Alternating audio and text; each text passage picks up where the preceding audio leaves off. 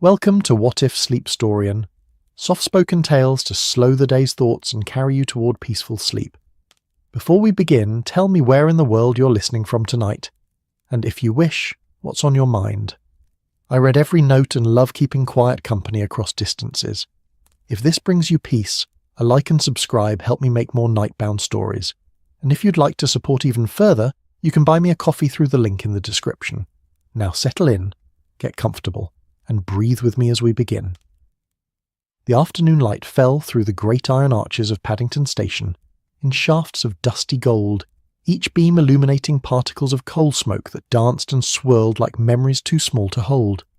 The air tasted of steam and metal, of ambition wrapped in soot, of 1,000 departures that had worn the platform stones smooth as river pebbles.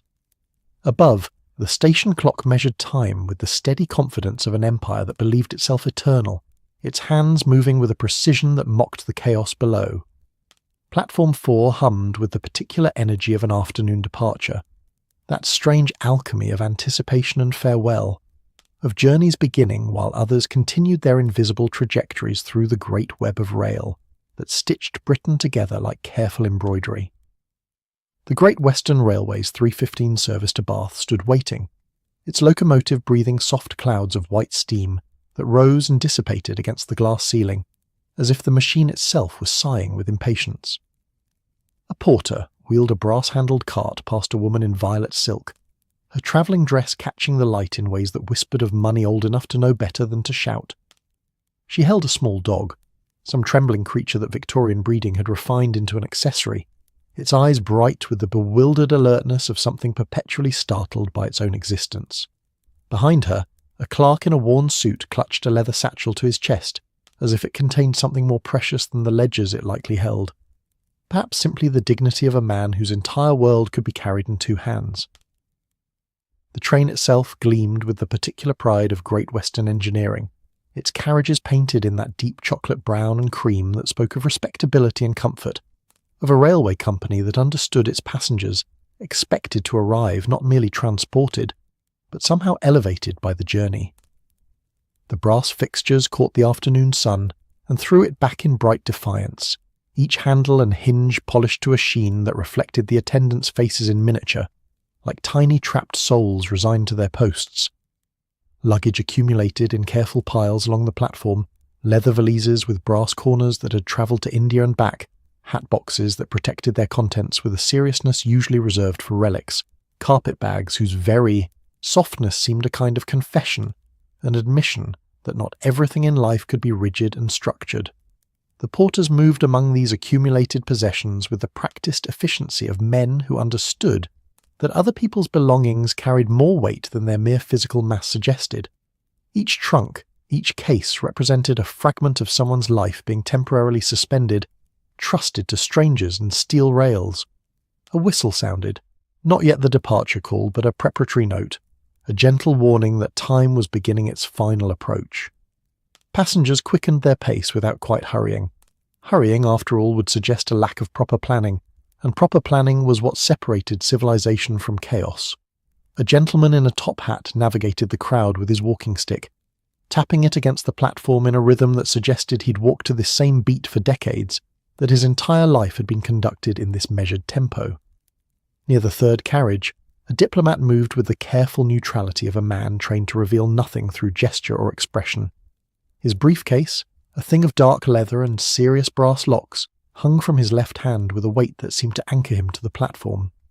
He paused to let a family pass, a father corralling 3 children whose excitement at the journey ahead had overcome their careful upbringing, their voices rising in questions their mother gently hushed.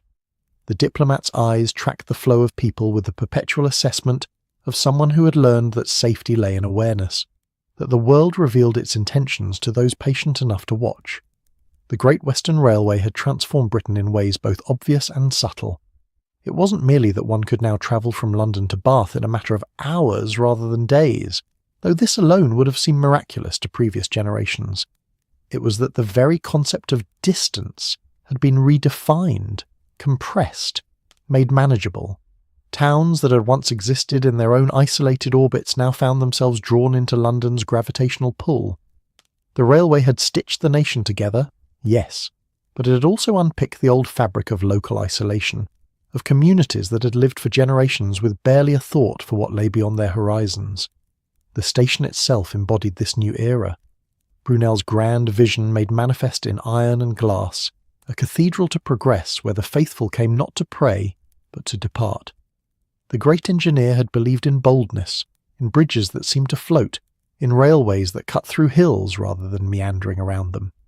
His broad gauge track, wider than the standard that others used, allowed for carriages of unusual comfort and steadiness.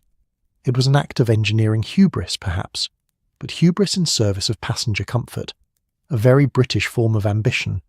Inside the first-class carriages, the world took on the character of a gentleman's club that happened to be mobile. The compartments featured upholstered seats in deep burgundy, their padding generous enough to forgive the occasional rough patch of track. Small brass lamps waited for evening, their glass chimneys clean and ready. Luggage racks overhead promised to cradle belongings with the same care that the seats offered passengers. The woodwork gleamed with the attention of staff who understood that polish was a form of respect, that surfaces properly maintained reflected not merely light but values. A conductor moved through the platform checking tickets, his uniform pressed to knife-edge precision, his manner courteous but firm. The gatekeepers of the railway system understood their role as guardians of order. He paused to help an elderly woman find her compartment, his voice patient as he explained the carriage numbering system. She clutched a basket that smelled faintly of lavender and fresh bread, provisions for a journey that would have been unthinkable in her youth, when Bath was a destination reached only by those with time and resources enough to treat travel as its own event, rather than merely a means to an end. The platform's edge bore the scars of countless departures, small chips in the stone where luggage had been carelessly dropped, dark stains where steam had condensed and evaporated in an endless cycle. A pigeon stalked along this border between platform and void with the confidence of a creature that had long ago negotiated a treaty with the railway, its head bobbing in that peculiar rhythm that suggested it was perpetually agreeing with some internal dialogue. Second-class passengers boarded with their own particular mixture of pride and practicality. Their carriages offered less padding, but the same basic promise: transport, safety, arrival. A young woman settled into a seat, her dress neat but showing the careful repairs that spoke of garments cherished and maintained, of a life where nothing was wasted.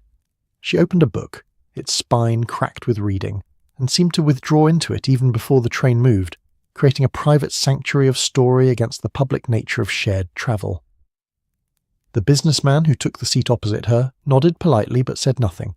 The British railway compartment had already developed its peculiar etiquette of forced intimacy and studied indifference.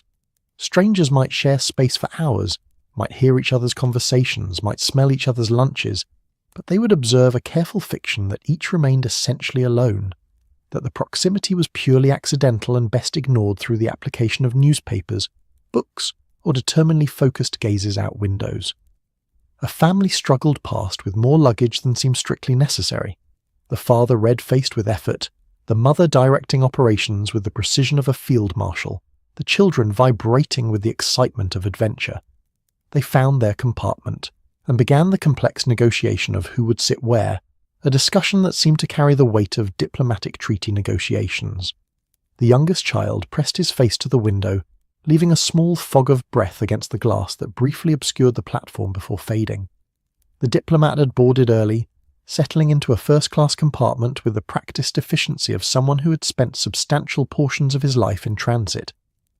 He placed his briefcase on the seat beside him, then seemed to reconsider and moved it to the overhead rack, handling it with a care that suggested its contents were fragile or valuable or both. He arranged himself in the corner seat, the one that offered the best view of the compartment door, and opened a newspaper, though his eyes tracked each new passenger who passed in the corridor outside. 2 gentlemen entered the same first-class carriage, moving with the comfortable assurance of frequent travellers. One was tall and lean, his face all angles and attention, his eyes missing nothing even as he appeared to look at nothing in particular. His companion was shorter, more solidly built, with a military bearing softened by time and civilian life, a medical bag clutched in one hand as if he feared someone might need his professional services at any moment. They took seats in the compartment opposite the diplomats, settling in with the ease of men who had shared countless journeys. The taller man, Holmes, arranged himself with his legs crossed and his fingers steepled, his gaze distant as if he were already solving puzzles that hadn't yet been presented. Watson, his companion, busied himself with their modest luggage, ensuring everything was properly stowed, his movements carrying that careful attention to detail that marked him as someone who believed small things mattered. That order imposed on the external world helped maintain order within. The station clock advanced toward departure. Porters made final adjustments to luggage, double-checking that nothing had been left behind, that every trunk and case was accounted for, that the complex inventory of people's portable lives had been successfully transferred from platform to train. The locomotive's breathing changed pitch, becoming deeper, more purposeful, as if gathering itself for the effort ahead. A whistle shrieked, sharp and urgent, the final call. Late passengers hurried without admitting they were hurrying, that careful British pretense of unhurried purpose even while moving at speed. A young man sprinted past with a carpet bag, his hat threatening to escape, and dove into a third-class carriage just as a conductor raised his flag. Doors slammed along the length of the train, each closure a small percussion note in the symphony of departure. The locomotive released a great breath of steam that rolled across the platform like fog, obscuring everything for a moment in the white nothingness. When it cleared, the train was moving so gradually, at first, that it seemed almost an illusion, as if the platform was sliding backward rather than the train moving forward. The great wheels turned, finding their rhythm, the sound building from a whisper to a steady mechanical heartbeat that would carry them westward. Paddington Station began to fall away, its iron arches receding, its noise fading, replaced by the new sounds of the journey, the clatter of wheels on rails, the creak of carriage suspension, the murmur of passengers settling into their private universes within the shared space. London's buildings pressed close at first, brick walls and narrow passages, washing hung from windows like surrendered flags, faces appearing briefly and then gone, the city showing its cramped, intimate face before gradually loosening its grip. The diplomat leaned back in his seat, his newspaper now genuinely open before him, though his eyes occasionally lifted to glance at his briefcase overhead. Whatever documents it contained, they had earned their secure position, their brass locks, their proximity to his awareness even when out of his hands. The afternoon sun slanted through the window, warming one side of the compartment, creating shadows that would shift and rotate as the train changed direction on its westward journey. In the opposite compartment, Holmes had closed his eyes, though Watson knew better than to assume his friend was sleeping. More likely, that restless mind was cataloguing everything it had observed on the platform, filing away faces and behaviours and small anomalies for future reference. Holmes collected information the way others collected stamps, with a passionate attention to detail that bordered on obsession but which had, more than once, proved the difference between mystery and solution. The train gathered speed, London beginning its transformation from dense urban heart to scattered suburbs, from the great press of humanity to something more dispersed, more given to gardens and trees, to spaces between buildings that suggested room to breathe. The rhythm of the rails became hypnotic, a steady pulse that encouraged thoughts to drift, tensions to ease, the cares of departure to settle into the acceptance of journey underway. In a second-class compartment, the young woman with the well-read book had found her page and disappeared into it, her lips moving slightly as she read, her awareness of her fellow passengers fading into that peculiar trance that good writing induces.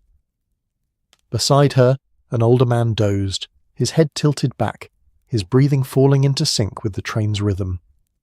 The countryside proper began to assert itself, fields appearing where buildings had been, hedgerows marking boundaries that had stood for centuries, church spires rising from villages like promises kept. Britain, seen from a railway carriage, revealed itself as a carefully managed landscape, every acre accounted for, every view somehow both wild and tame, natural yet shaped by generations of human presence. No one yet knew that something was missing. The diplomat's briefcase rested overhead, seemingly secure, the brass locks catching occasional flashes of sunlight. The afternoon stretched ahead, The journey promised to unfold in its measured way, Bath waiting at the end of the line like a reward for patience. But already, in ways too subtle to notice, something was not quite as it should have been. Some small detail had shifted. Some careful order had been disturbed. The train carried its passengers westward, and among them moved a puzzle that had not yet announced itself, a mystery waiting for its moment to emerge from the shadows of ordinary travel into the light of investigation. The rails sang their steady song, and London fell further behind with each passing moment, and ahead lay Bath and arrival, and whatever waited in the space between departure and destination, that liminal realm where anything might happen, where the ordinary could become extraordinary in the time it took for one station to become another. The countryside unrolled beyond the windows like a scroll of green parchment, each field and hedgerow inscribed with the patient script of centuries. The train had found its rhythm now, that steady mechanical pulse that transformed the carriage into a kind of mobile sanctuary, a world unto itself hurtling through the landscape at speeds that would have terrified travellers of previous generations, but which now seemed merely the natural order of things. Progress, after all, had a way of making the miraculous mundane. In the first-class compartments, passengers had settled into that peculiar state of suspended animation that train travel encouraged. Not quite reading, not quite sleeping, but somewhere in between, aware of motion without being disturbed by it.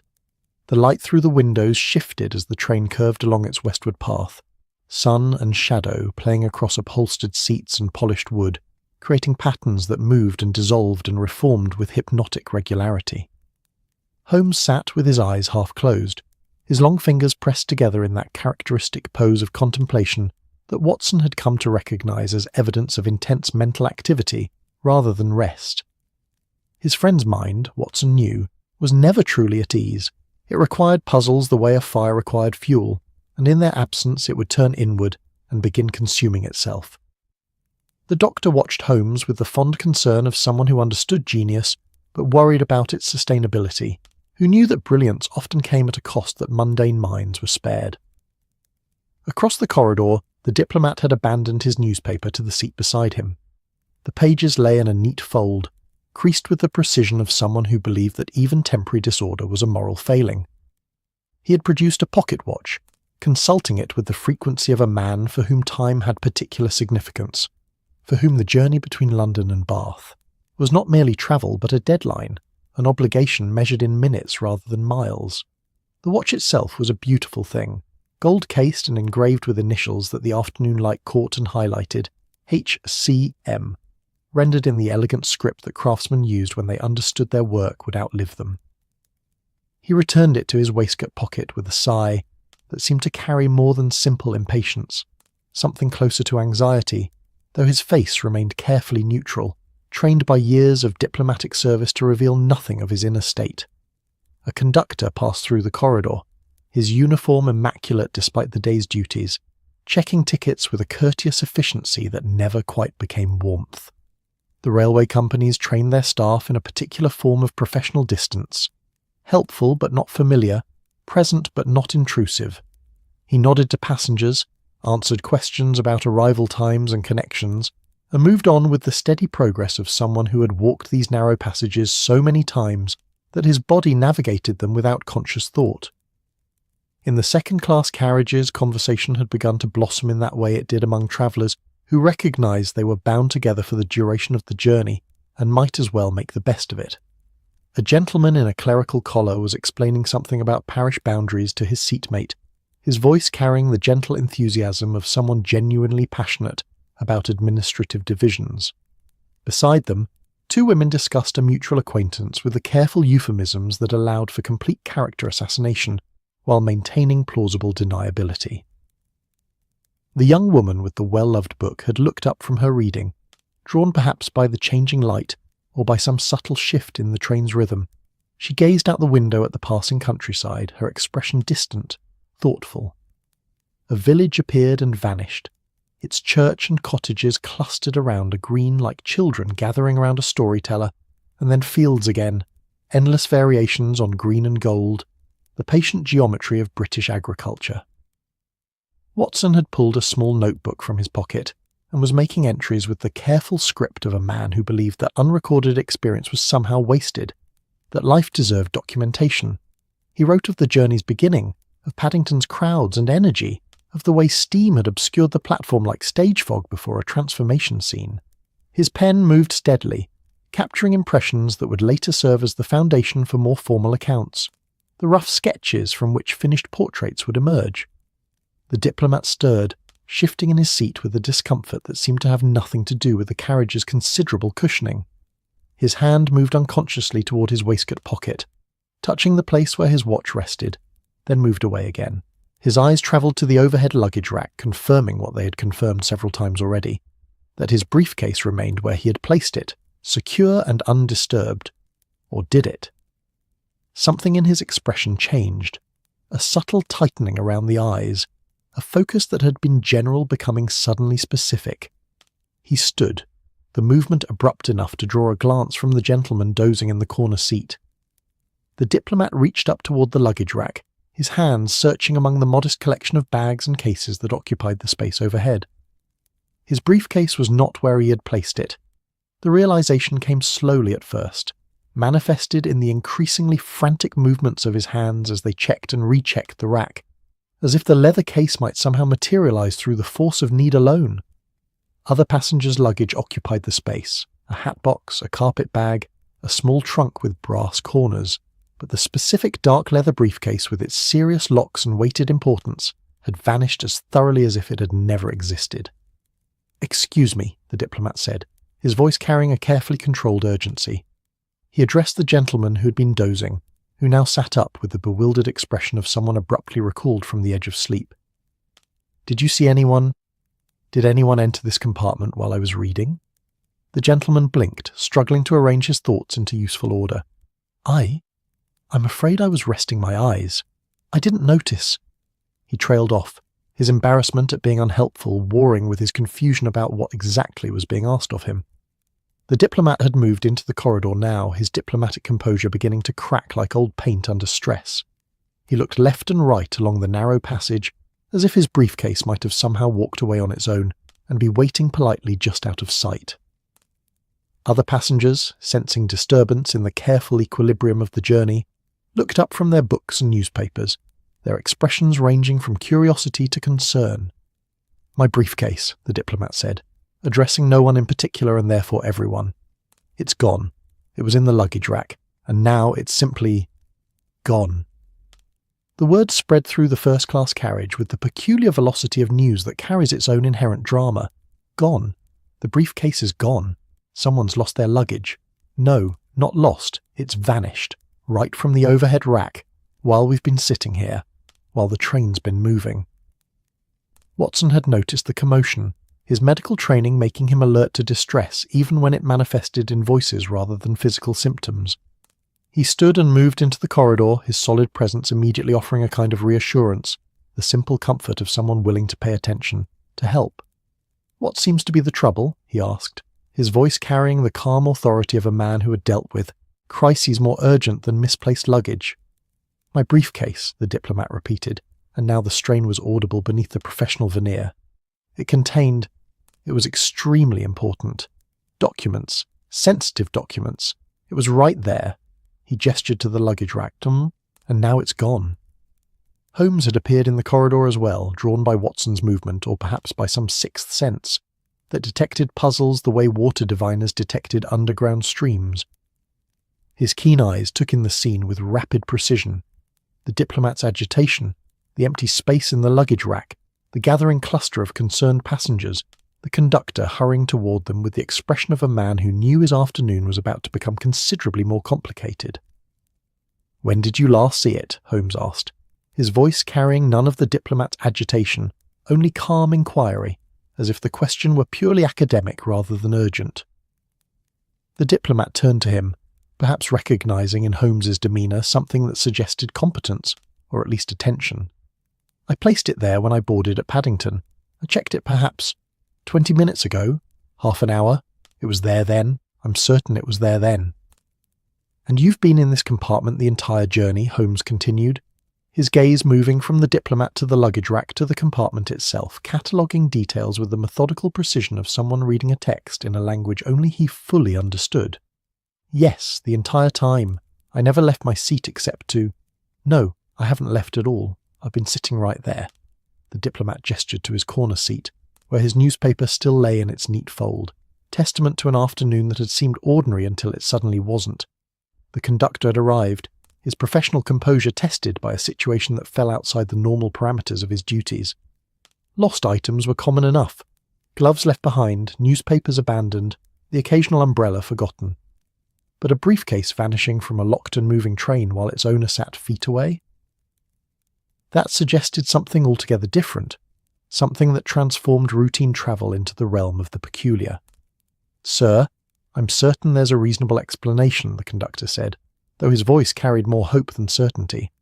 "Perhaps you placed it in a different compartment, or it was moved accidentally when other luggage was being arranged." "I placed it right there," the diplomat insisted, his finger stabbing toward the luggage rack with emphasis that suggested his certainty was the only solid thing in a suddenly uncertain world. "I know where I placed it. It contained documents of international significance. This is not a matter of casual misplacement." The words international significance rippled through the gathering passengers like a stone dropped in still water, creating ever-widening circles of concern and speculation. International, significance, documents.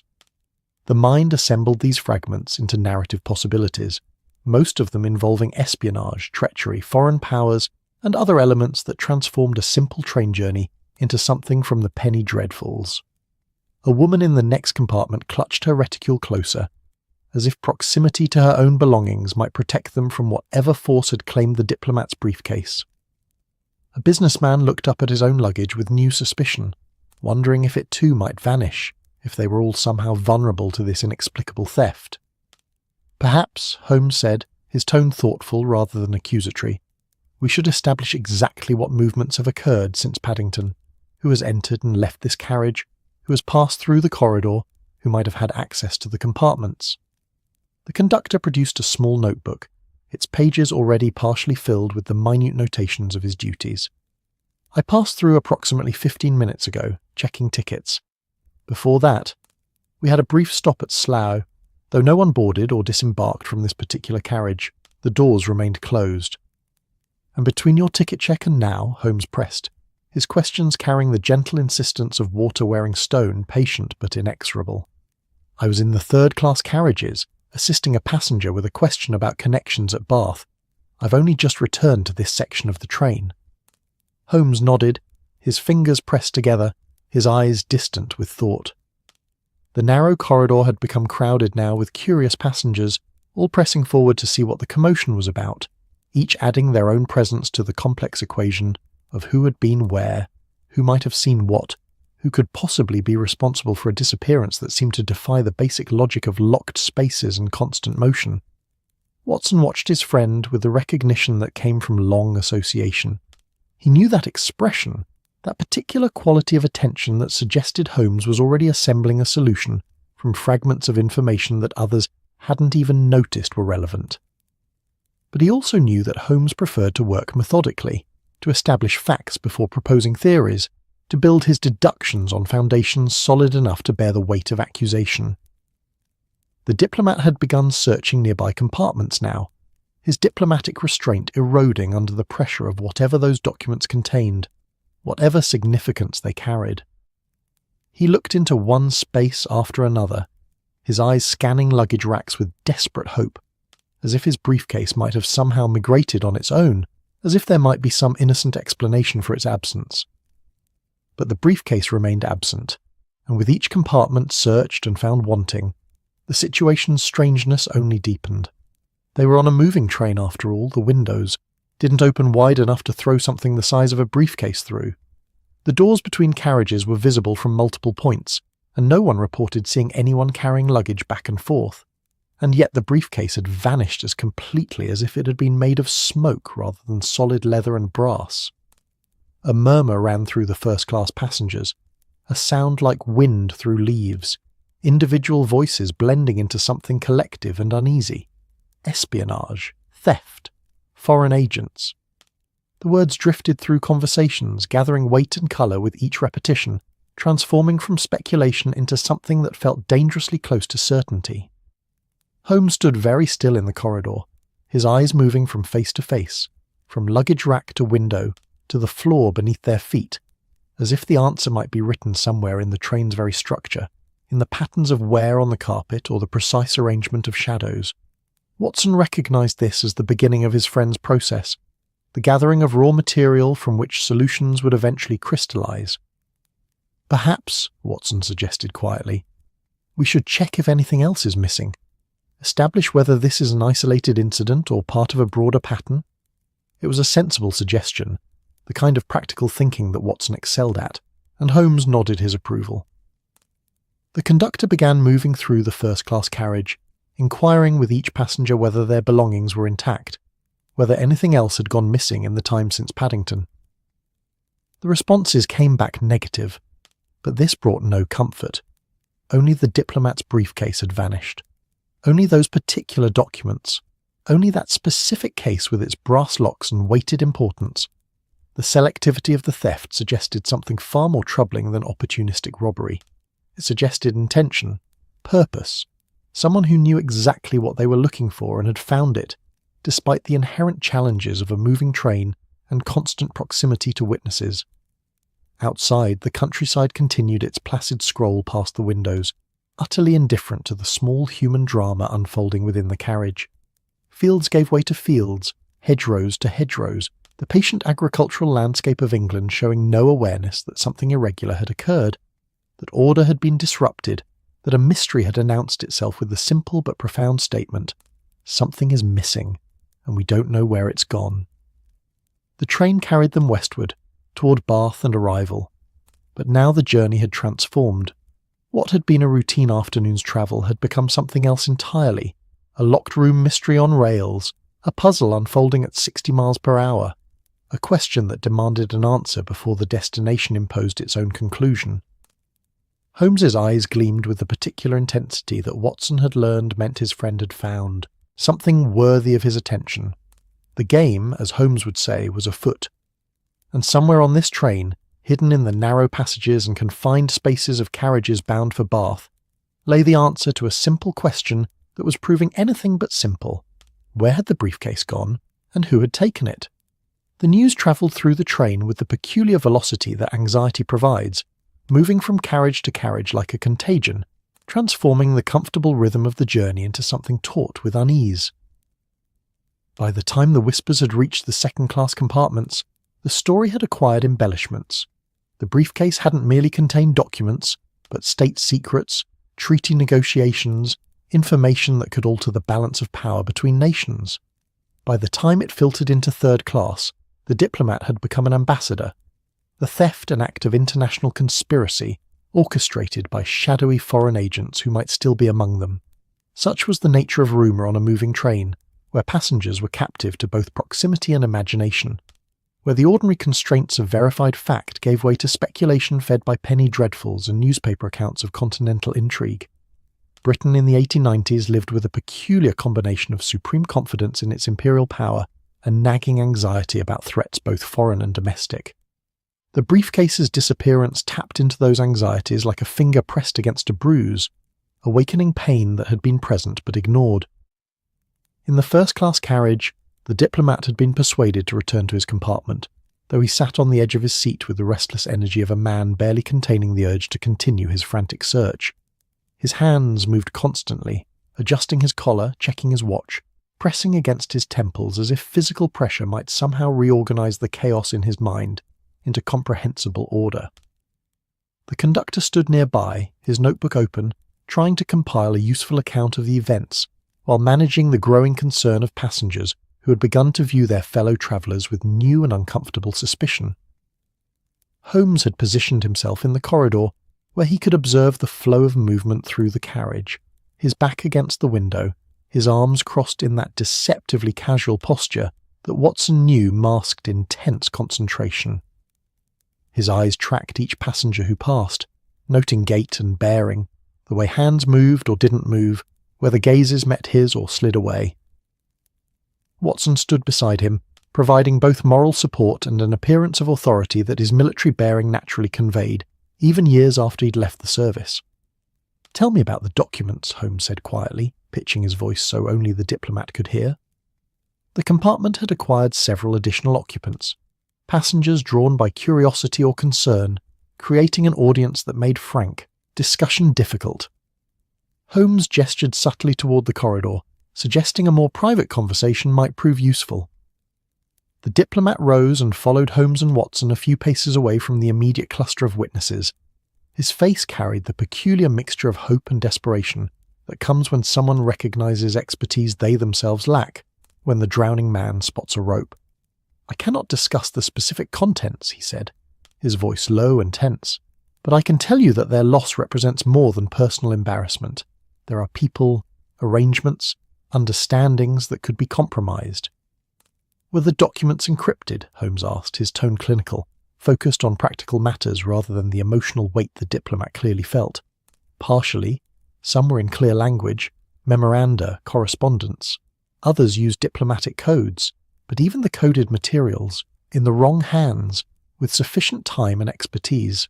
He trailed off, the implications speaking for themselves. "And the briefcase itself, distinctive in any way? Markings, unusual features, anything that would make it immediately recognizable?"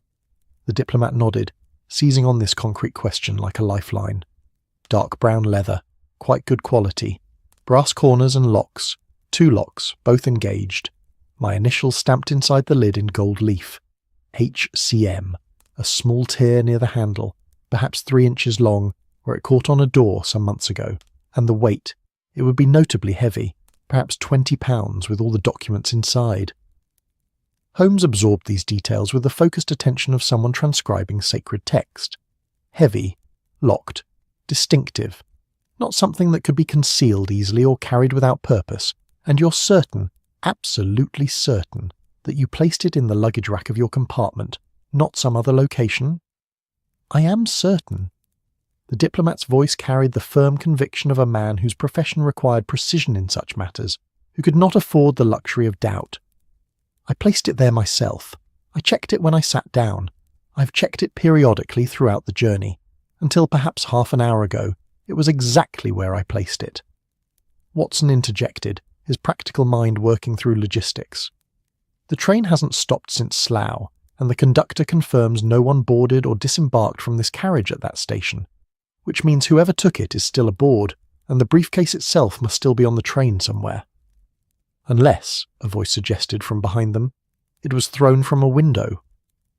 The speaker was an elderly gentleman with magnificent mutton chop whiskers and the bearing of someone accustomed to being heard. "Passed to a Confederate waiting along the route. These Continental agents are quite sophisticated, I understand." Holmes turned to regard the gentleman with an expression of polite scepticism.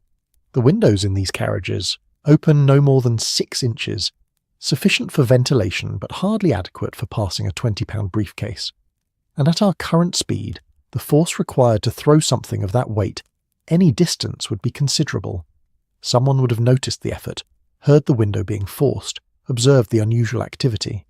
"Perhaps," the gentleman persisted, unwilling to abandon his theory.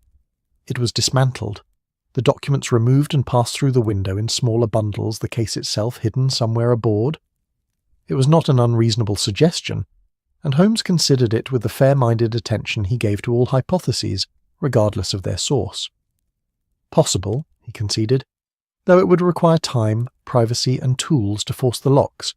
The compartments have been occupied, the corridors under periodic observation by the conductor. Not impossible, but increasingly complicated." The train swayed gently as it rounded a curve, the afternoon sun shifting position and sending new patterns of light and shadow through the carriage. Outside, a small stone bridge appeared and vanished, the countryside maintaining its patient scroll of green fields and distant villages, utterly indifferent to the small drama of human concern unfolding at 60 miles per hour. More passengers had gathered now, drawn by the peculiar magnetism that crisis exerts. The narrow corridor had become crowded with bodies and speculation, theories multiplying with each new contributor. A businessman suggested the briefcase had been switched with a dummy case, identical in appearance but containing nothing of value. though this required the thief to have advanced knowledge of the briefcase's appearance and to have brought such a duplicate aboard. A clergyman proposed divine intervention as punishment for some unnamed diplomatic transgression, a suggestion that was politely but firmly dismissed. Holmes raised his hand, requesting attention, and the murmur of speculation gradually subsided. His presence commanded a natural authority that had nothing to do with rank or title, and everything to do with the force of his personality, the sense that here was someone who actually knew rather than merely supposed. "May I suggest," he said, his voice carrying clearly despite the train's ambient noise, "that wild speculation serves no one. What we require are facts, observations, actual witnessed events rather than imagined scenarios." He turned to address the broader group. "I would like each of you to think carefully about the past hour. Who did you see moving through the corridors? Who entered or left compartments? What sounds did you hear? Unusual movements? The opening or closing of a luggage racks? Any activity that seemed out of place at the time or seemed significant in retrospect?" The request was met with silence as passengers turned their attention inward, mining recent memory for details that had seemed unremarkable when they occurred but might now prove crucial. The young woman from second class had joined the gathering, her book forgotten, her face showing the intense concentration of someone determined to be helpful. "I saw a porter," she offered tentatively, "perhaps 20 minutes ago. He was carrying something wrapped in cloth moving toward the rear carriages. I thought he was delivering something to a passenger." Holmes focused on her immediately. "Can you describe him? Height, build, any distinguishing features?" She frowned, trying to sharpen memory into useful detail. "Average height, I think. Dark uniform, but that's standard. I'm sorry, I didn't pay much attention. He seemed ordinary, like he belonged. Which is precisely how one should appear if one wishes to move through a train without attracting notice," Holmes observed. "Anyone else? Other movements? Other observations?" A businessman volunteered that he'd heard luggage being moved overhead in the compartment adjacent to his, though he'd assumed it was simply a passenger rearranging their belongings. Another passenger mentioned seeing a conductor, or someone in conductor's uniform, moving through the first-class carriage, though the timing seemed wrong for the regular ticket inspection. Watson watched his friend assemble these fragments with the focused attention of someone constructing a mosaic from scattered tiles. Each detail was noted, considered, placed in mental proximity to others, tested for fit and relevance. Holmes's mind worked with a speed and precision that Watson had long since ceased trying to emulate, contenting himself instead with the role of witness and chronicler, ensuring that the process, if not the results, remained comprehensible to ordinary intellects. The diplomat had been listening to these exchanges with mounting agitation. But surely someone must have seen something definitive. The briefcase couldn't simply vanish. Someone must have carried it away. Someone must have noticed. "The remarkable thing about a busy train," Holmes replied, "is how much activity occurs without conscious notice. We're surrounded by constant movement. Passengers shifting in seats, porters moving luggage, conductors passing through. We've learned to filter most of it as background noise, unremarkable and therefore unremembered. A skilled thief understands this and uses it as camouflage." The conductor had been growing increasingly anxious throughout these exchanges, aware that his train had become the scene of what might prove to be a significant diplomatic incident, that his routine afternoon run had transformed into something that would require reports, explanations, possibly investigations that would reflect poorly on the Great Western Railway's reputation for security and reliable service. "Perhaps," he suggested, his voice carrying desperate hope, "we should conduct a systematic search. Check every compartment, every luggage rack, ensure the briefcase hasn't simply been misplaced somehow." Holmes nodded. "A reasonable suggestion, though I suspect our thief has been more clever than simple concealment would require. Nevertheless, a thorough search would at least eliminate the possibility of innocent error and might reveal other useful information." The proposal was met with mixed reactions. Some passengers seemed relieved at the prospect of decisive action, of doing something rather than standing about speculating. Others appeared uncomfortable with the idea of having their private spaces and belongings subjected to official scrutiny, the invasion of the small mobile territories they'd established for the journey's duration. "I must insist," the diplomat said, his voice carrying the weight of whatever diplomatic authority he possessed, "that the search be conducted immediately and thoroughly. The longer we delay, the more time the thief has to further conceal the documents, or prepare to dispose of them at the next station stop. Holmes glanced out the window, calculating distances and times. We're approximately 40 minutes from Reading, the next scheduled stop. If someone intends to leave the train with the briefcase, that would be their logical opportunity, which gives us a limited window to locate it before it potentially leaves our moving locked room forever. The metaphor was apt. The train had indeed become a locked room of sorts, a contained space where the normal rules of detection should apply with unusual clarity. The thief could not have left, the stolen item could not have been removed, therefore both must still be present, findable through systematic application of logic and observation. And yet the briefcase remained stubbornly absent, as if it had learned to exist in some space the train's architecture didn't officially recognise.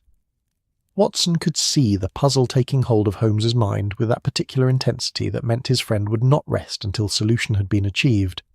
This was what Holmes lived for, not the glory or recognition, but the pure intellectual satisfaction of imposing order on chaos, of finding the hidden pattern in what appeared random, of demonstrating that the seemingly impossible was merely the not yet understood. Very well, Holmes announced, taking unofficial charge of the situation, with an authority that no one thought to question. A systematic search, compartment by compartment, starting from the rear and moving forward. Watson and I will assist the conductor. I would ask all passengers to remain in or near their assigned compartments to avoid confusion about who belongs where.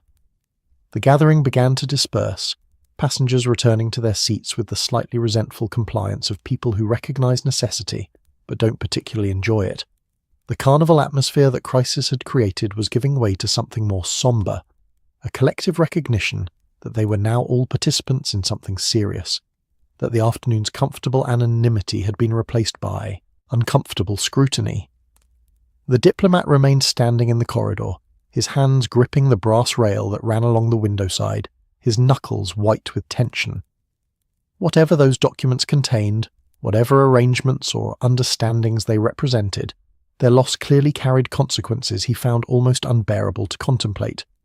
Watson felt a surge of sympathy for the man, thrust into crisis through no fault of his own, his professional reputation potentially compromised by a theft he could not have prevented. Holmes was already moving toward the rear of the first-class carriage, Watson and the conductor following. The search would be methodical, thorough, and, Holmes hoped, revealing in ways that transcended simply finding or not finding the missing briefcase.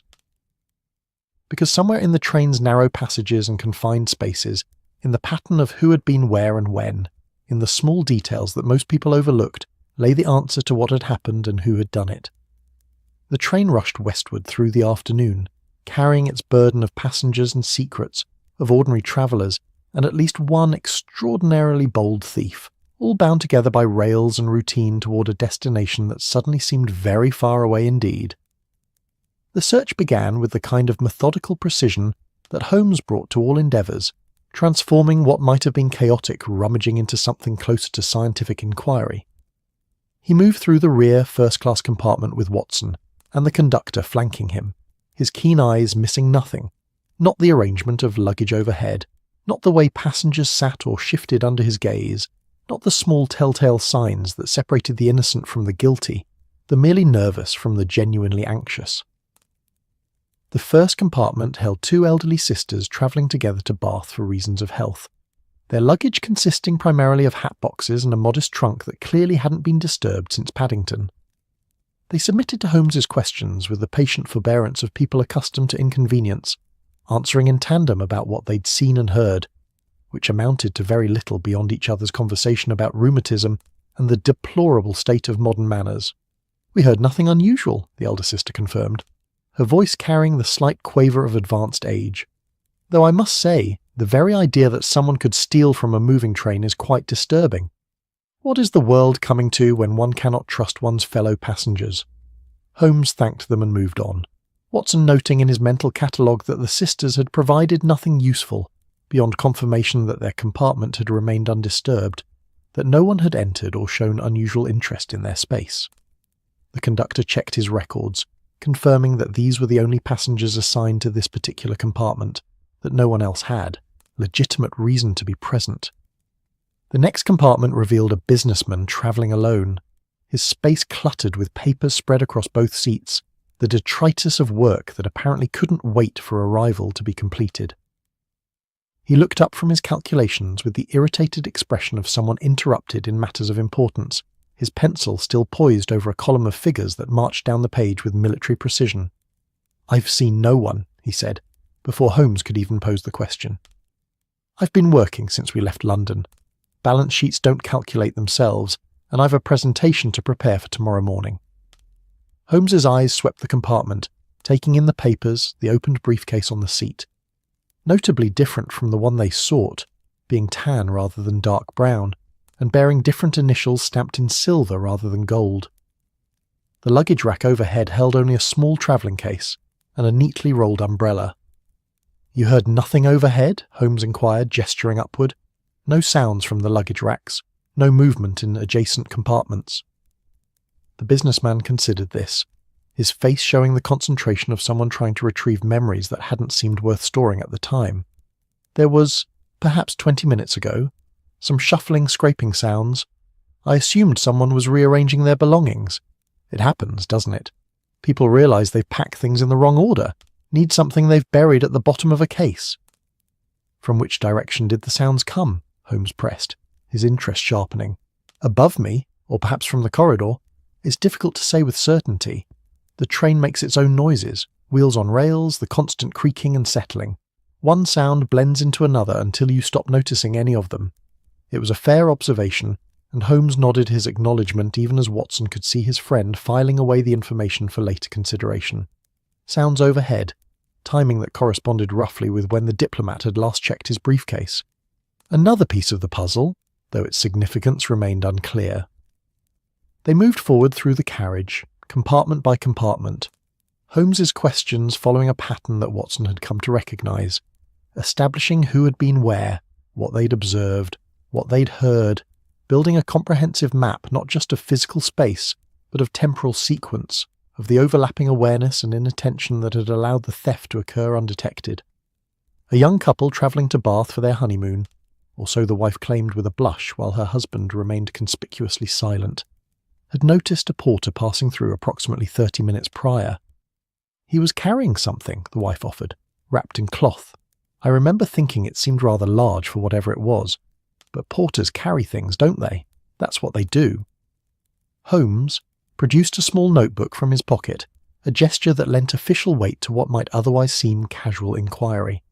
"Can you describe this porter? Any distinctive features?" The husband spoke for the first time, his voice carrying the careful diction of someone who'd worked to smooth away regional accent. "Average height, I'd say. Dark uniform, standard issue. He had a moustache, quite thick, rather prominent, and he moved quickly, purposefully, like he knew exactly where he was going." Watson exchanged glances with Holmes, recognising that this description might prove significant. A porter with a specific destination, carrying something wrapped in cloth that might conceal a briefcase, moving through the first-class carriage at approximately the time the theft must have occurred. It wasn't proof, but it was the first concrete lead they'd uncovered. The conductor frowned, consulting his internal roster of staff. "We have 3 porters working this service today. I can't immediately recall which one has a prominent moustache, but I can certainly make inquiries." "Please do so," Holmes said, though discreetly. "If this porter is our thief, we don't want to alert him before we've established facts more firmly." They continued forward, the search revealing the complex social geography of the first-class carriage. Each compartment was its own small world, its occupants having established temporary territories complete with unspoken rules about noise, privacy, and interaction. Some passengers had spread out, claiming space with the confidence of frequent travellers who understood the unwritten codes. Others sat compressed into minimal space, as if uncertain of their right to comfort, their posture suggesting they felt themselves interlopers in a realm where they didn't quite belong. Holmes paused at the compartment adjacent to the diplomats, where a gentleman sat reading a book on railway engineering with the absorbed attention of genuine interest rather than mere time passing. His luggage overhead appeared undisturbed, and he looked up at their entrance with mild curiosity rather than concern.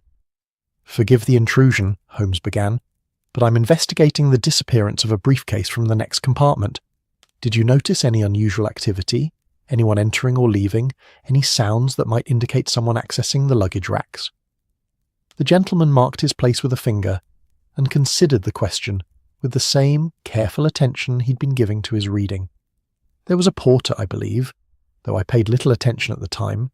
He opened the door to this compartment, or perhaps the one beyond, looked in briefly, then moved on. I assumed he was checking compartment numbers, perhaps looking for someone. Can you describe him?" "Not well, I'm afraid. I barely glanced up. Dark uniform, standard appearance. He was there and gone in a moment."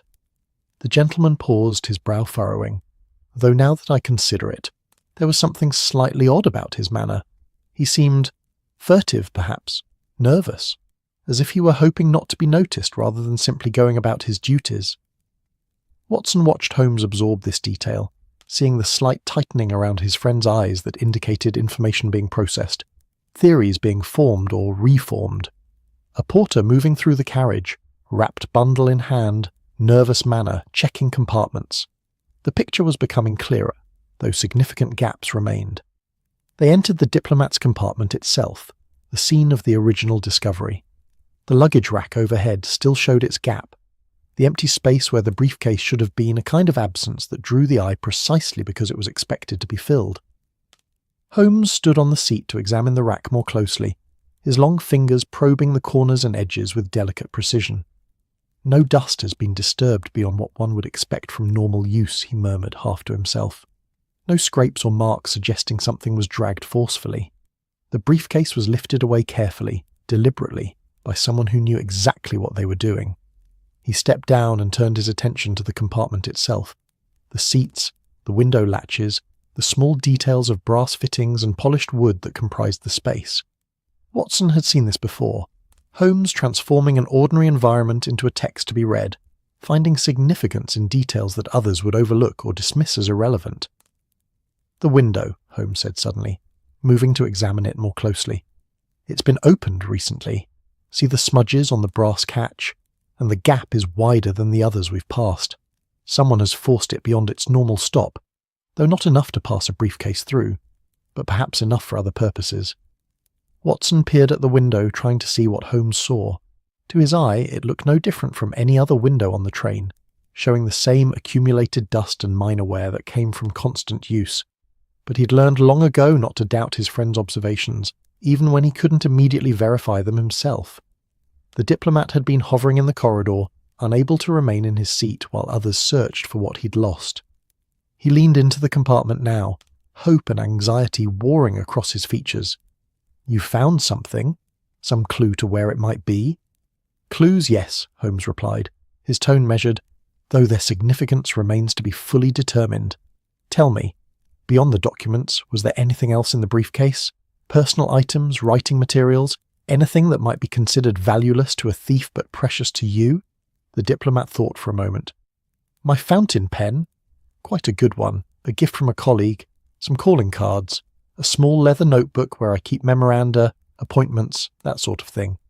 Nothing of monetary value, certainly.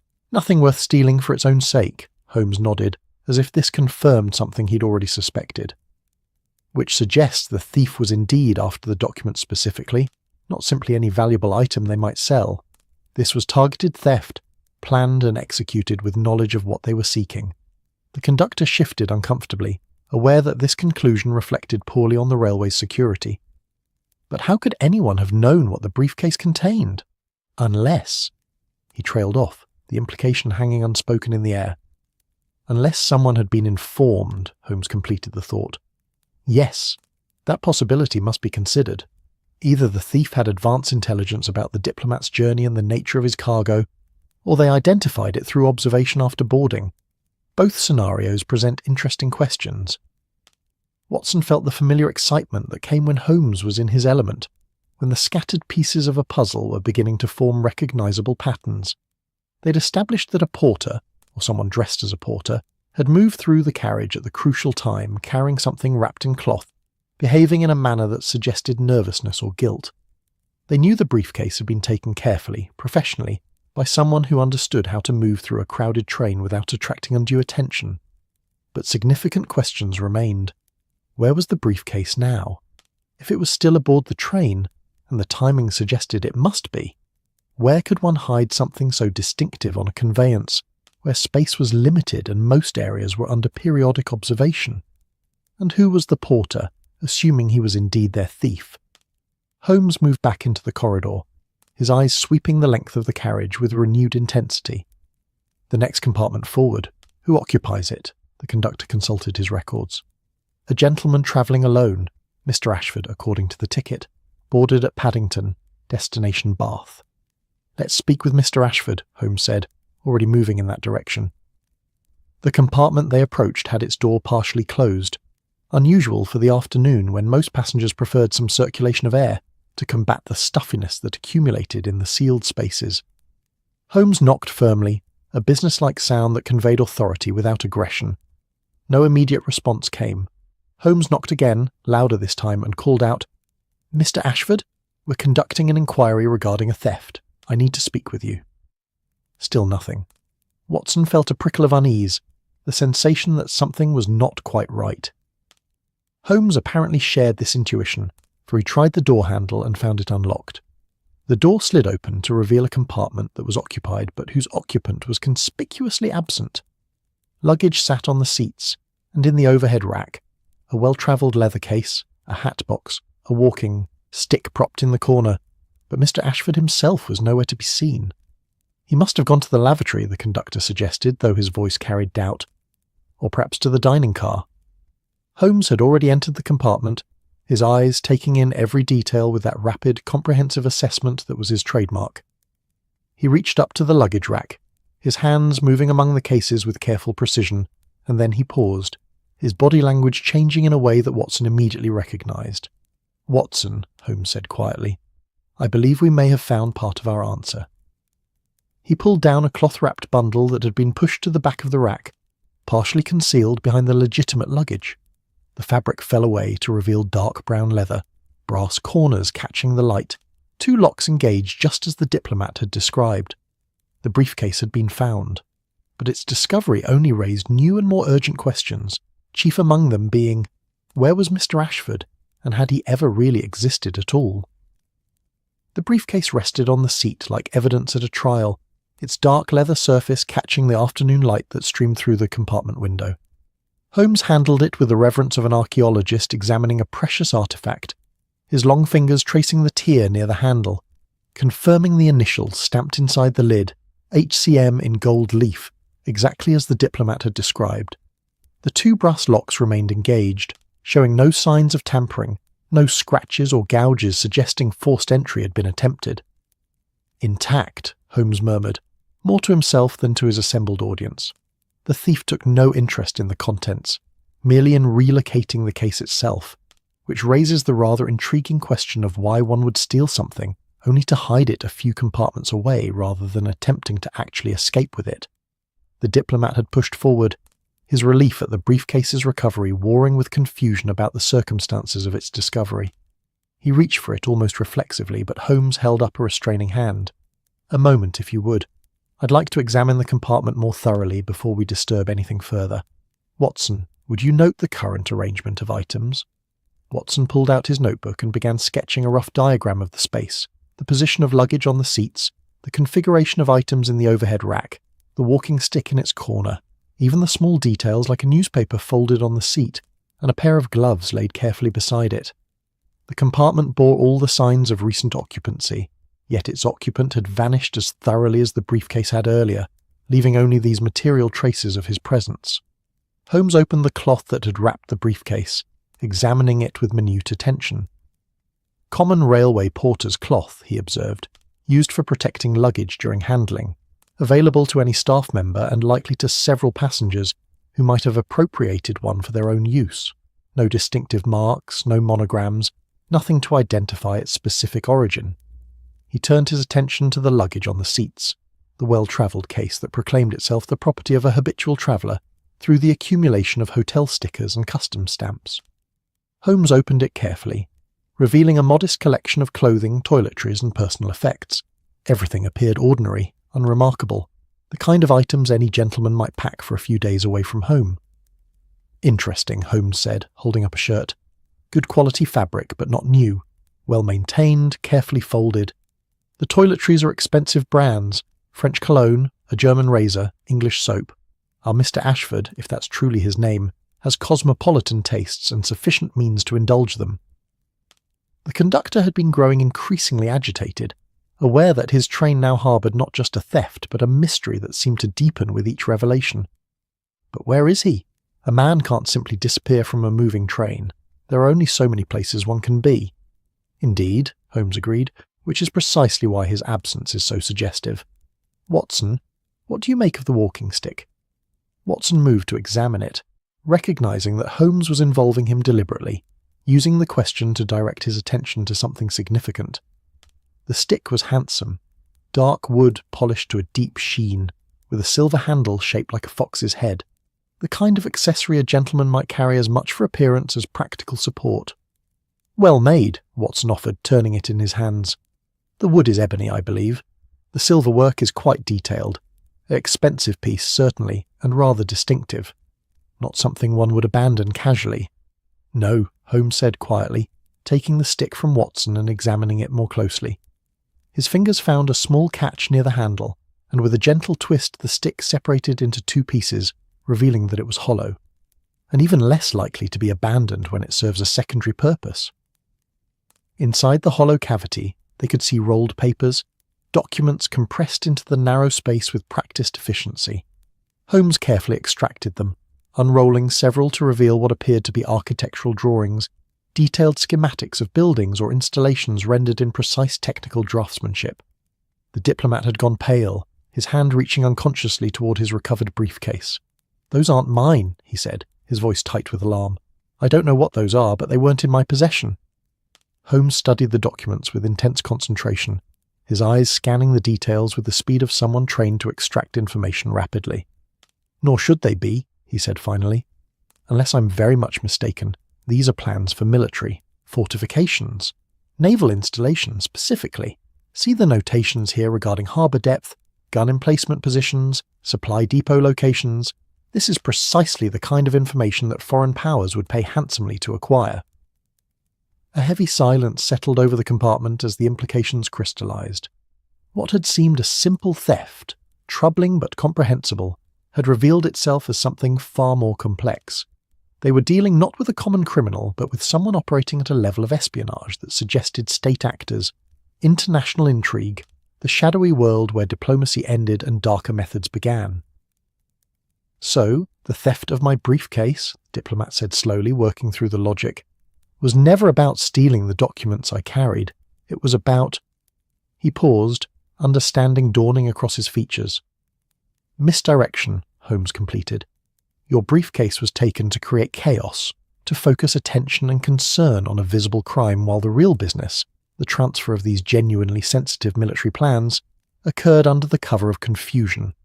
Everyone was so concerned with your missing documents that no one thought to question a porter moving through the carriages or a passenger who kept to himself in his compartment." Watson felt the pieces clicking into place with the satisfying precision of a well-made lock. So Mr. Ashford, or whoever he really is, staged the theft to draw attention away from himself.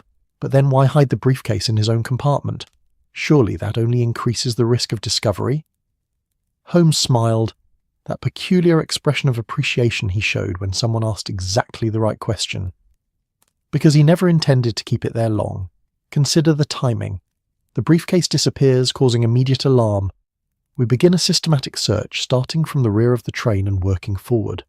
Which means Mr. Ashford knows exactly when we'll arrive at his compartment, giving him ample time to slip away before we reach him, taking his hollow walking stick and its valuable contents with him."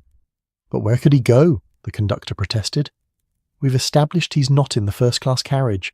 The other carriages are crowded, and a well-dressed gentleman appearing suddenly among second- or third-class passengers would certainly be noticed." Holmes moved to the window, gazing out at the countryside rushing past. The train has multiple carriages, multiple compartments, numerous small spaces and alcoves. A luggage van, for instance, staffed by a porter who might be bribed or distracted. The space between carriages, uncomfortable but feasible for short periods. Even the roof, though that would require considerable boldness and physical capability. He turned back to face them, his expression grave. "But I think we must also consider the possibility that Mr. Ashford had assistance. The porter we've heard described, the one carrying wrapped bundles moving nervously through the carriages, may not have been a legitimate railway employee at all. It's relatively simple to acquire a uniform, especially if one has access to the kind of resources that state-sponsored espionage provides." The conductor looked as though he might faint, the implications for railway security and his own professional reputation becoming increasingly dire.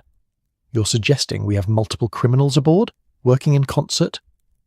"I'm suggesting we have at least one extremely clever individual who has planned this operation with considerable care, and who may or may not have confederates helping execute it. The question now is whether we can locate him before we reach Reading." Holmes consulted his pocket watch, "which we shall do in approximately 20 minutes. Watson felt the familiar acceleration that came when Holmes was closing in on a solution, when the scattered threads were being drawn together into a coherent pattern. If he's planning to disembark at Reading with the military plans, we need to find him before then. Once he leaves the train, he could vanish into the city, pass the documents to someone else, disappear completely. "Precisely," Holmes agreed, "which means we must think as he thinks, anticipate his movements, understand his strategy. He's bold, clearly. This entire operation demonstrates significant audacity. He's also intelligent, capable of complex planning and improvisation, and he's trapped on a moving train with the very people searching for him, which means he's also resourceful under pressure." Holmes began pacing the small compartment, his movements economical but intense, physical manifestation of the mental activity Watson knew was occurring. He took the briefcase to create confusion and focus attention on the first-class carriage. He established himself as Mr. Ashford, a gentleman traveller with legitimate reasons to be aboard. He created a false identity complete with luggage and personal effects detailed enough to withstand casual inspection. All of this requires preparation, advanced planning, possibly reconnaissance of the railway's operations and procedures. "Which suggests," Watson interjected, following his friend's logic, "that this wasn't opportunistic crime. He specifically chose this train, this journey, this method. But why? What made this particular service from London to Bath significant?" The diplomat had been listening with growing horror, recognising that his role in this affair had been reduced to that of unwitting pawn, his legitimate concerns about his documents transformed into mere props in someone else's elaborate performance. "My presence," he said quietly. "My briefcase. Perhaps someone knew I would be travelling today, knew that my documents would provide the perfect distraction." Holmes stopped pacing, his eyes focusing on the diplomat with renewed interest. "That's a perceptive observation. Your movements were known in advance. Your travel plans were not kept confidential." "Diplomatic travel is rarely completely secret," the diplomat admitted. "Too many people need to be informed. Staff, ministry officials, contacts at one's destination. I registered my journey with the Foreign Office as required. Anyone with access to those records would have known I was taking the 3:15 from Paddington to Bath. And the documents you carried, their general nature if not specific contents, would that also have been known?" The diplomat nodded reluctantly. "Classified materials, yes, but the fact that I was carrying sensitive documents would have been apparent to anyone familiar with diplomatic procedure. We don't travel to Bath for pleasure when we're carrying briefcases full of state papers." Holmes resumed his pacing, but Watson could see that his friend's mind had seized on something, some connection or implication that was pulling the scattered facts into alignment. The Great Western Railway's afternoon service had become a stage for something far more sophisticated than simple theft. It was theatre, misdirection, a carefully choreographed performance designed to achieve objectives while keeping the audience's attention focused elsewhere. "The luggage," Holmes said suddenly, returning to examine the well-travelled case on the seat. "Mr. Ashford's luggage. Let's consider it more carefully." He pulled out items one by one, arranging them on the opposite seat. Shirts, collars, a spare pair of trousers, the toiletries he'd noted earlier. Everything appeared genuine, used, the accumulated effects of an actual traveller rather than hastily assembled props. But Holmes's attention had fixed on something at the bottom of the case, a layer of clothing that seemed slightly thicker than it should be.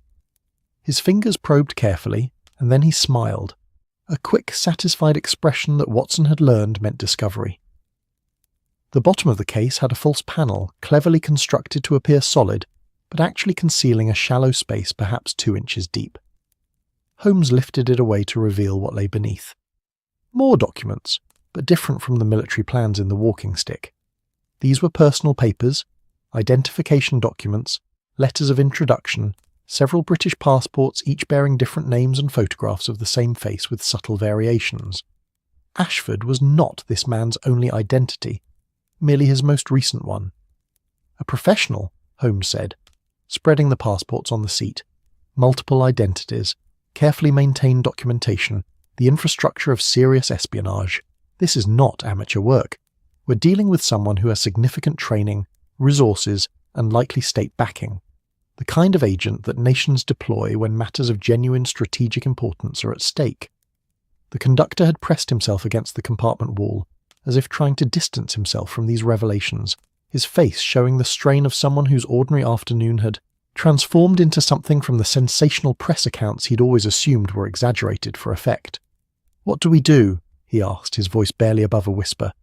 "If this man is as dangerous as you suggest—" "We do what logic dictates," Holmes interrupted firmly. "We search the train methodically and thoroughly.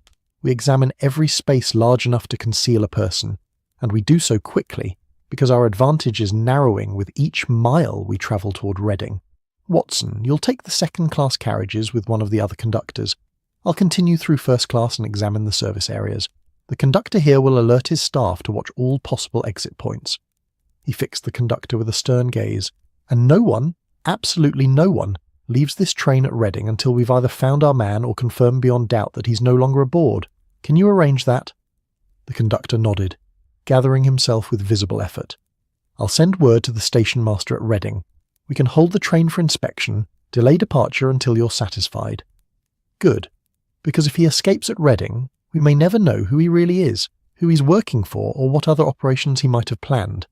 This is about more than recovered documents or solved mysteries. It's about protecting information that, in the wrong hands, could compromise British naval security for years to come." The weight of this settled over the small group like a physical presence. What had begun as an investigation into a missing briefcase had evolved into something far more significant, touching on matters of national security, international espionage, the hidden machinery of states competing for advantage in an era when information was as valuable as armies.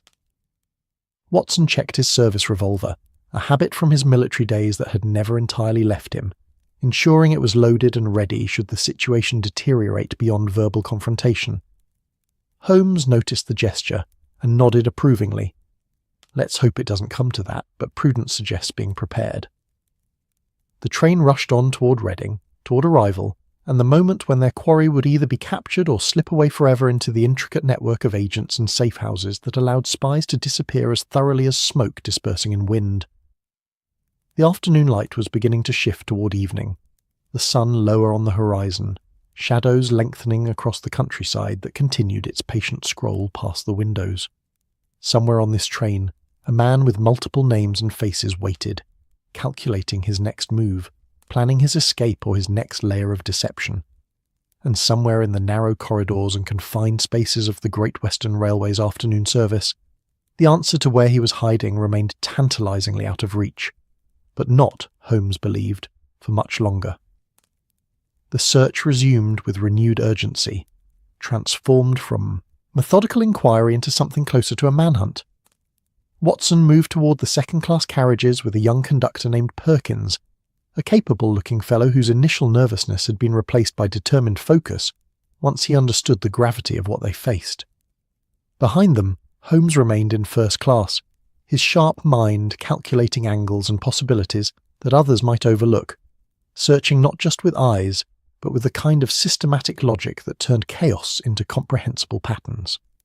The second-class carriages presented a different world from the cushioned comfort of first class, more crowded, less private, the seats arranged in open compartments where conversations overlapped and the boundaries between personal space and shared territory blurred into uncomfortable proximity. Families clustered together, children restless from the journey's confinement. Businessmen studied newspapers with a deliberate absorption of people creating privacy through focused attention. A clergyman dozed with his collar askew, his breathing deep and regular, undisturbed by the train's constant motion. Watson moved through these spaces with the practiced eye of someone trained in observation, noting faces and behaviours, looking for anything that seemed discordant or out of place. A well-dressed gentleman in second class when his appearance suggested first-class means. Someone overly interested in the corridor, watching for movements and arrivals. Luggage that seemed heavier or more carefully guarded than its apparent contents warranted. But the second-class passengers appeared exactly as they should. Ordinary travellers engaged in ordinary journeys, their concerns centred on arrival times and connecting services, on children who needed feeding or elderly relatives who required assistance. If their quarry had attempted to hide himself among these passengers, he'd done so with such skill that Watson's trained scrutiny found no purchase, no anomaly on which suspicion could reasonably fix itself. Perkins checked the lavatories, knocking firmly and requesting that occupants identify themselves, a process that generated mild irritation, but general cooperation. Empty, each one empty, or occupied by legitimate passengers who emerged looking confused by the unusual attention their private moments had attracted. Meanwhile, in the first-class section, Holmes had moved beyond the passenger compartments into the service areas of the train, those utilitarian spaces that existed to support the comfort of travellers, but which passengers rarely saw or considered. The luggage van, a long windowless space stacked with trunks and cases in careful arrangements that prevented shifting during the journey's motion. A porter worked there, a middle-aged man with tired eyes and the patient demeanour of someone long accustomed to other people's demands. "Seen anyone unusual?" Holmes asked, his tone casual but his eyes sharp, cataloguing every detail of the porter's reaction. "Anyone who shouldn't be here? Anyone asking odd questions or showing too much interest in the luggage arrangements?" The porter scratched his chin thoughtfully. "Can't say as I have, sir, though there was a gentleman earlier, maybe an hour back, who came through saying he needed to check his trunk, make sure something fragile hadn't shifted. I let him in, watched while he opened his case and rummaged about. He seemed satisfied and left. Didn't seem unusual at the time, though now you mention it, he was rather nervous, kept looking back toward the door like he expected someone to interrupt. Can you describe him? Average height, I suppose. Well-dressed, gentleman's clothes. Had a walking stick. I remember that because he had to set it down while he worked on his trunk. Dark wood, fancy silver handle, looked like a fox or some such." Holmes's eyes gleamed with the light of confirmation. "And when he left, which direction did he go?" "Back toward the passenger carriages, first class I assumed, given his appearance." The porter paused, concern creeping into his expression. "Is something wrong, sir? Is this gentleman in some kind of trouble?" "The gentleman," Holmes said quietly, "is the source of considerable trouble, though not in the way you mean. Tell me, when he opened his trunk, did you see what was inside? Did he remove anything or add anything?" The porter's face showed the strain of trying to recall details that had seemed insignificant at the time, but now carried unexpected weight. "I didn't pay much attention, to be honest. Just wanted to make sure he wasn't disturbing other passengers' belongings." He opened a brown leather case. Good quality, brass fittings. Seemed to be looking for something specific. And now I think on it. Yes, he took something out. A package, wrapped in brown paper, slipped it into his coat pocket. Holmes nodded slowly, pieces falling into alignment. And the walking stick. When he left, did he take it with him? He did, yes. Picked it up and went back through that door. The porter gestured toward the door leading to the first-class carriages. "Thank you," Holmes said, already turning away. "You've been extremely helpful.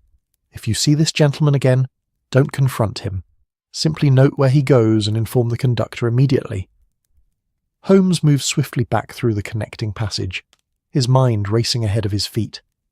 Their quarry had been in the luggage van, had retrieved something from a trunk, possibly the military plans from the hollow walking stick, now transferred to a wrapped package more easily concealed in a coat pocket, which meant he was preparing for departure, consolidating his gains into a form that could be transported quickly when the opportunity arose. But where was he now? The train was not infinite. It had finite space, finite hiding places. A man could only be in so many locations. First-class compartments had been searched. Second class was being searched. The luggage van had revealed only the porter and his stacked cargo. Which left? Holmes's eyes travelled upward, toward the ceiling of the corridor, toward the roof of the carriage. It was an audacious possibility, almost absurd in its boldness. The roof of a moving train, exposed to wind and weather, offering no shelter and little security. But it also offered something valuable: invisibility. No one looked up. No one expected someone to be there. And for a man desperate enough, clever enough, it might serve as a temporary refuge until the search moved past, until attention relaxed, and he could slip back down into the ordinary spaces of the train. Watson had returned from second class, his expression showing the frustration of a thorough search that had yielded nothing. "He's not in second class," he reported, "nor third class." Perkins continued on and found nothing unusual. "It's as if the man has simply evaporated." "Not evaporated," Holmes said quietly. "Elevated. Watson, I need you to help me examine something. Come with me to the space between carriages." They moved to the connection point where first-class carriage met the next section, the junction bridged by metal plates that shifted and rattled with the train's motion. The walls here were more utilitarian, showing the mechanical necessities that passenger areas carefully disguised. And there, bolted to the wall, was a maintenance ladder, narrow metal rungs leading upward to a hatch in the ceiling. Holmes tested the ladder's strength, then began climbing with the agility of someone unburdened by doubt. Watson followed, his military training overcoming any hesitation about ascending a ladder on a moving train. The hatch above was secured by a simple latch, designed to be opened from below by maintenance crews needing roof access. It was unlocked. Holmes pushed it open carefully, the sudden rush of wind and noise from their speed overwhelming after the relative quiet of the carriage interior. He emerged onto the roof, Watson following close behind, both men crouching low to minimize their profile against the rushing air. The roof stretched before them, a narrow walkway of metal and rivets, with handholds placed at intervals for the maintenance workers who occasionally needed to traverse this precarious height. The late afternoon sun struck them full force, and the wind threatened to tear away anything not firmly secured. The countryside rushed past on either side, fields and villages and distant hills all compressed into a continuous blur of motion. The train settled into Reading Station with the weary sigh of a machine that had carried its burden faithfully and now sought rest. Steam hissed from beneath the carriages, wreathing the platform in white clouds that caught the evening light and transformed it into something ethereal, momentarily beautiful. The station clock showed 5:30, the afternoon having stretched itself into early evening through the accumulated minutes of investigation, revelation, and resolution. Victor was escorted from the train by two stern-faced men in dark suits, whose official capacity required no explanation. They carried authority in their bearing, in the way other passengers instinctively stepped aside to let them pass. The spy went quietly, his earlier resignation having deepened into something like professional acceptance.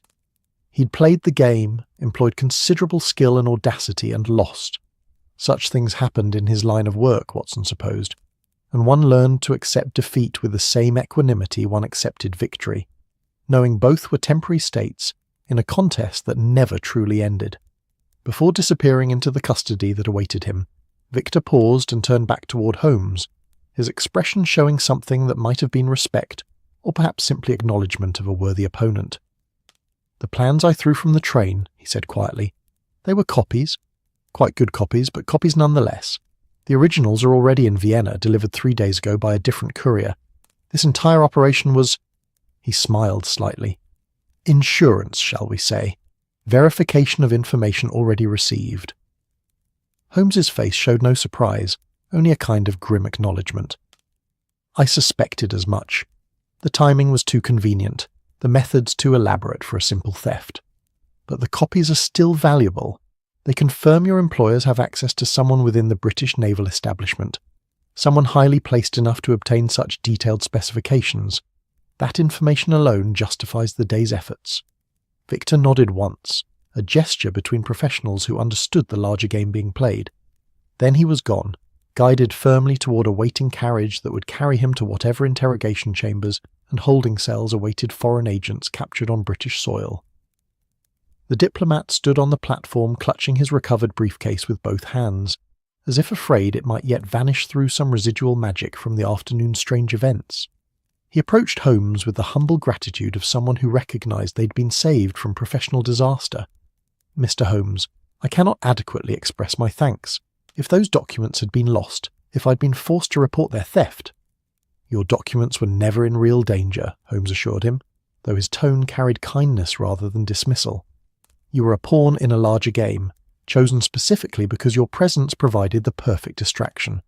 The real target was always those military plans, and your briefcase's temporary disappearance served to ensure that no one questioned a nervous porter carrying wrapped packages through the first-class carriage.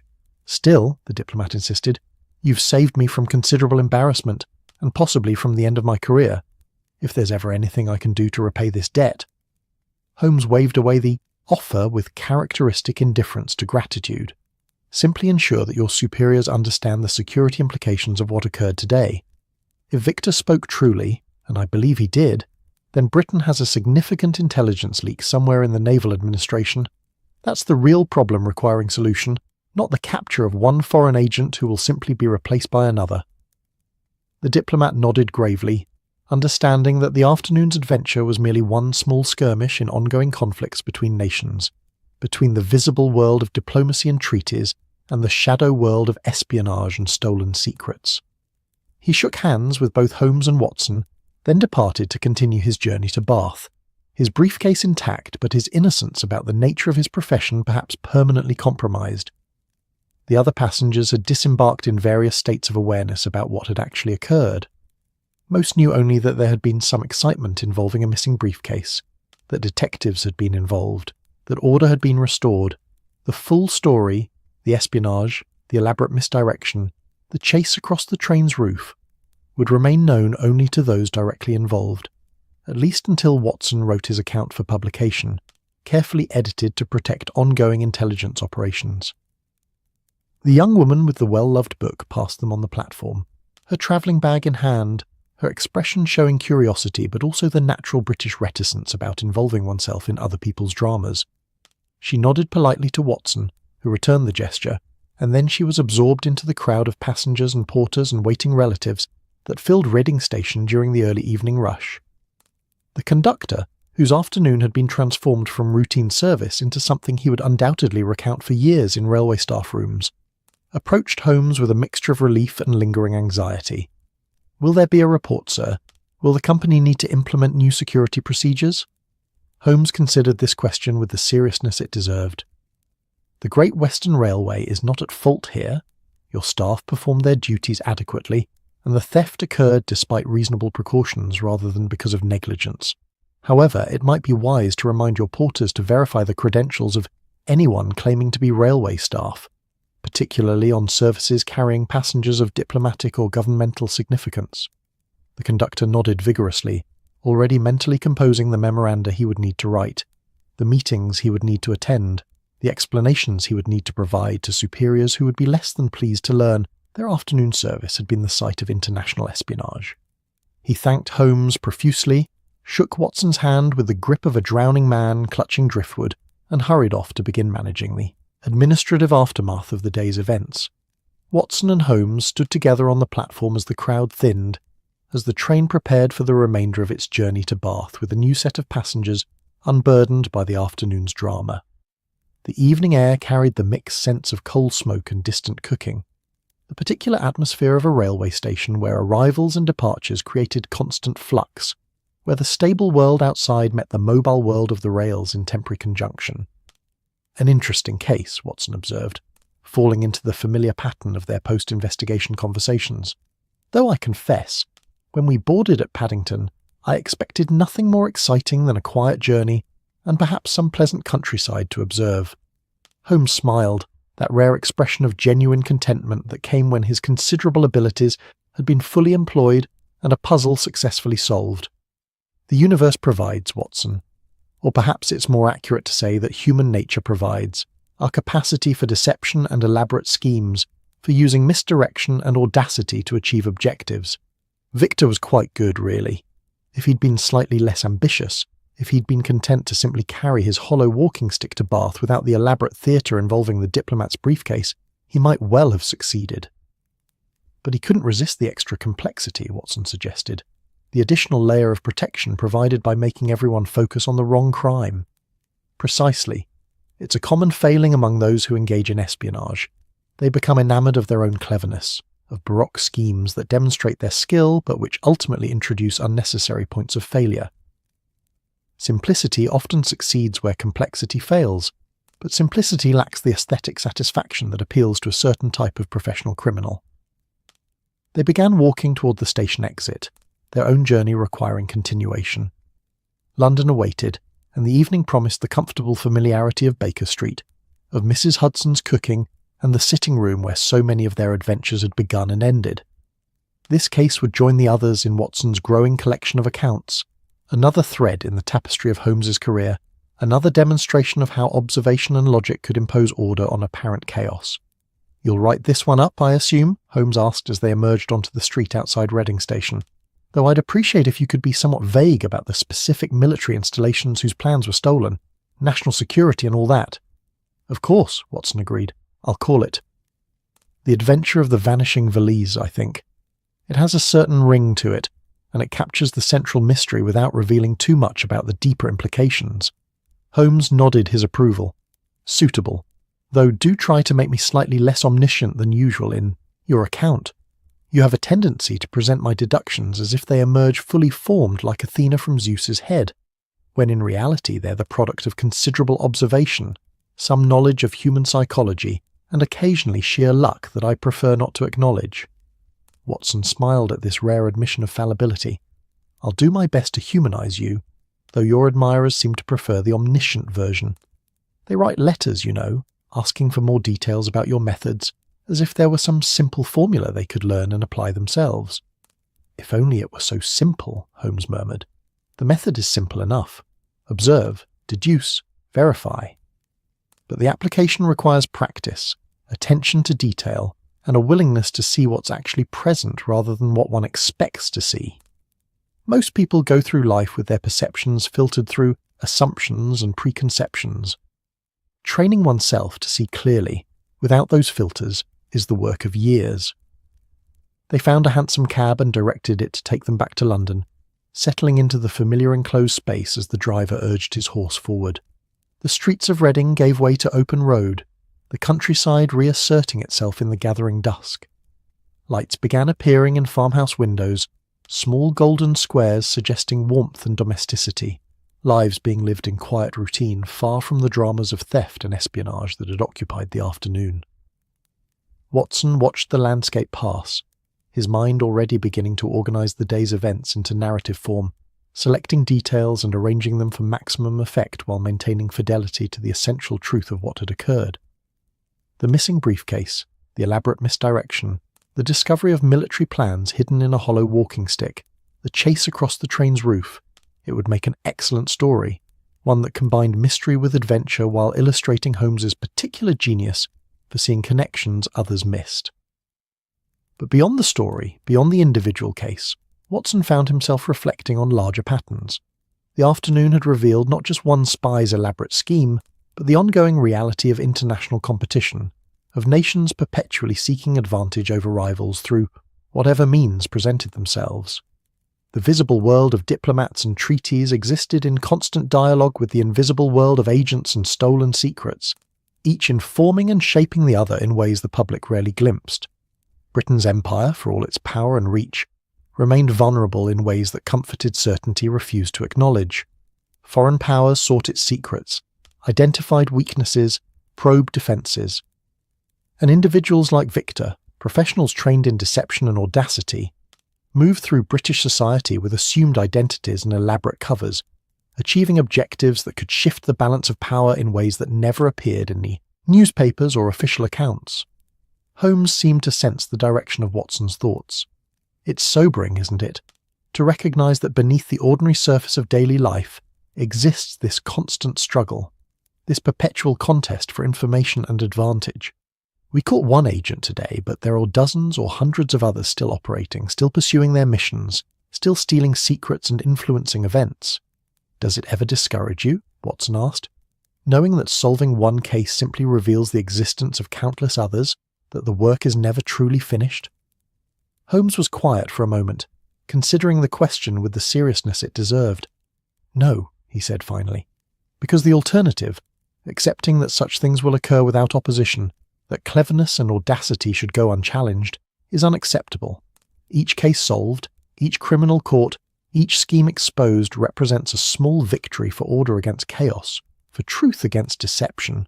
The victories may be temporary, the effects limited, but they matter nonetheless. It was as close to philosophy as Holmes usually ventured, and Watson recognised the statement as significant, a rare glimpse into the motivations that drove his friend's relentless pursuit of criminals and solutions. Holmes needed the work not for glory or recognition, but because his particular mind required the challenge, because he possessed abilities that would atrophy unused, because solving puzzles was not merely what he did, but fundamentally who he was. The cab carried them through the deepening evening, London drawing closer with each turn of the wheels. Behind them, reading receded into distance and memory, the afternoon's adventure already beginning its transformation from immediate experience into remembered narrative. The train would continue its runs between London and Bath, carrying passengers who would never know that their comfortable journey traced the route of espionage and investigation, that the ordinary space of the first-class carriage had briefly become extraordinary through the collision of diplomatic necessity and foreign ambition, and somewhere in a field near Twyford, unless the authorities had already retrieved them, lay the copied military plans that Victor had thrown from the moving train, papers that had driven the afternoon's elaborate scheme now slowly being absorbed into English soil, their secrets rendered meaningless by exposure and rain, by the patient dissolution that time and weather inflicted on all things left unprotected. The adventure was over, the mystery solved, the criminals captured or scattered. But the world continued its complex dance of visible order and hidden conflict, of surfaces that appeared peaceful while beneath them, currents moved and shifted, carrying secrets and ambitions toward destinations known only to those who navigated by shadows rather than light. Watson closed his eyes, lulled by the cab's motion and the daze, accumulated exhaustion. Beside him, Holmes sat in characteristic stillness, his mind perhaps already moving beyond the solved case toward future mysteries, toward the next puzzle that would require his particular genius. The evening deepened toward night, and London's lights began appearing on the horizon like promises of home, of rest, of the comfortable familiar after the day's unusual adventures. The case of the vanishing valise had reached its conclusion, but Watson knew, with the certainty born of a long experience, that other cases awaited, other mysteries would present themselves, other afternoons would transform from ordinary to extraordinary, through the alchemy of crime and investigation. Such was the nature of their partnership, their shared work, their peculiar contribution to the ongoing contest between order and disorder that defined Victorian England's hidden life. The train had carried them into adventure. Now the cab carried them home, the circle complete, the story told, another entry ready for Watson's growing archive of cases solved and criminals caught, of mysteries illuminated by Holmes's deductive genius and Watson's faithful chronicling. And somewhere, readers would eventually encounter the tale and perhaps learn something about observation, about deduction, about the way careful attention could transform the opaque into the transparent, the mysterious into the understood. The wheels turned, the city approached, and behind them the afternoon's drama settled into the past, where all adventures eventually resided, remembered, recorded, and ready to be told again when the time was right, when the world needed reminding that puzzles could be solved and mysteries unravelled by those with eyes to see and minds to comprehend what their eyes revealed.